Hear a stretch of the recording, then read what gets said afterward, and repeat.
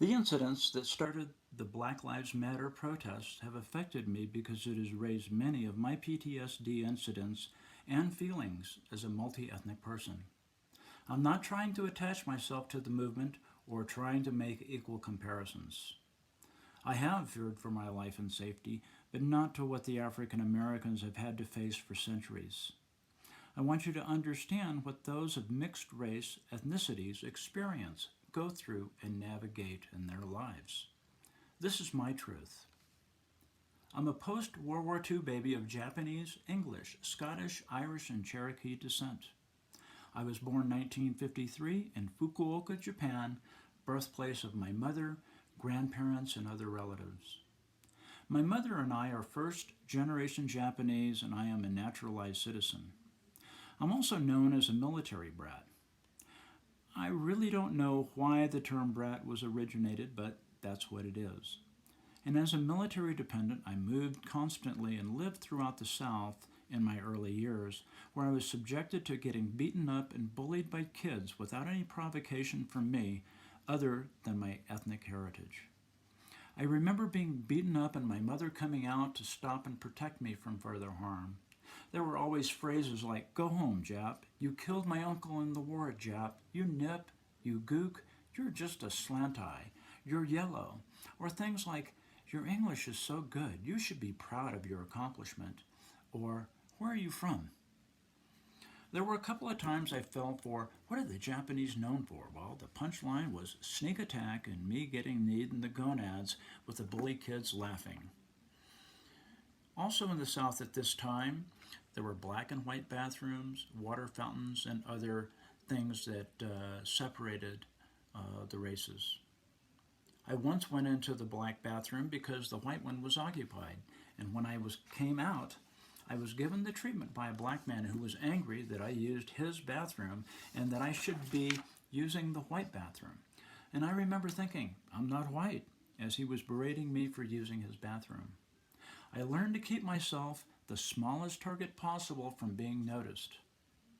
Never trusting anyone completely because of the betrayals, the overt and subversive discrimination tactics. My father was frustrated because I wouldn't protect myself. I understood, but I never wanted to inflict others with pain and hurt. It just felt senseless to me. It wasn't until I was a sophomore in high school when I had had enough and stood up for myself and fought back. I gained respect and felt better, but when I broke someone's nose fighting a kid over my girlfriend's honor, the fight left me. I was in the U.S. Army from 1970 to 1974, and when I left basic training, my drill sergeant pulled me aside and gave me this important advice that I never forgot. He said, "When you're in Nam, always stay close to the white soldiers because you never know when you would be mistaken for a VC. Fortunately, I was never sent. The only time in my life that I blended in and felt accepted is when I lived in Hawaii. In Hawaii, I'm a Hapahaole, half white. Because of the racial, ethnic mixing in the islands, I was ethnically accepted. Things were much better in my life, but there were suppositions that I had to get beyond. Islanders expected me to have the local Japanese cultural upbringing, but I was raised in white communities. Before Hawaii, there weren't any other communities that I was subjected to. That's the big reason why I love Hawaii, because I was accepted. Also, there's the spirit of the islands, the aina, the aloha, the ethnic diversity, the ethnic foods, and the ocean. I do have close friends that I value and some friends that I've had for almost 50 years. But honestly, none know of my past ethnic issues. I'm posting this to out my truth, but to also increase consciousness of racial ethnic discrimination, hate and division of multiracial ethnic people, and how racism and ethnicism is rampant globally, and more importantly here in the United States, where we are supposed to be above a higher standard and aren't. It's going to take every citizen to stand up for us to ensure everyone is treated equally based on our actions and not because of our racial, ethnic, and religious differences. I have had to deal with discrimination all of my life and would like before I pass this plane of existence to see and experience real, forward, and positive change towards racial, ethnic, and multiracial ethnic equality coming from the community because it's the right thing to do, and not because of laws that have been enacted.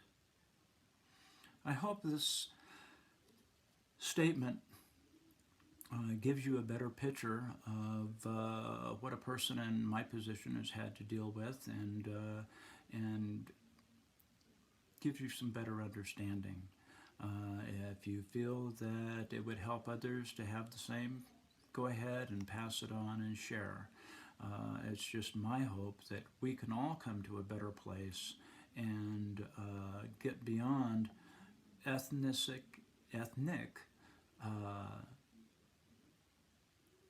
separation as far as we are people.